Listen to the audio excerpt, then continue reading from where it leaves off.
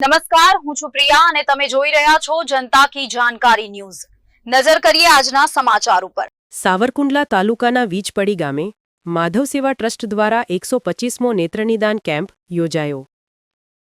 આજ રોજ તારીખ 15/9/2025ના રોજ રણછોડદાસજી હોસ્પિટલ રાજકોટના સહયોગથી લુહાણા મહાજનવાડી ખાતે કેમ્પના આયોજનમાં દાતાશ્રી રૂખડભાઈ રાબાભાઈ જાજડાના વરદ હસ્તે દીપ પ્રાગટ્ય કરી કેમ્પને ખુલ્લો મૂકવામાં આવેલ। ત્યારે રાજકોટના નિષ્ણાત ડોક્ટરની ટીમ દ્વારા 110 દર્દીઓને તપાસવામાં આવેલ। તેમાંથી મોતિયાના ઓપરેશન જેવું માલુમ પડતા 35 દર્દીઓને સ્પેશિયલ વાહન દ્વારા રાજકોટ લઈ જવાયા।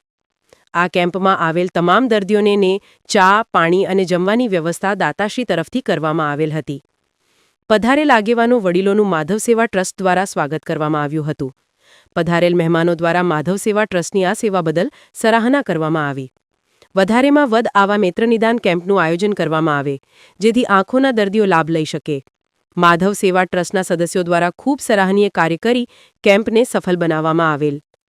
રિપોર્ટર સમીર ખોખર, વીજપડી।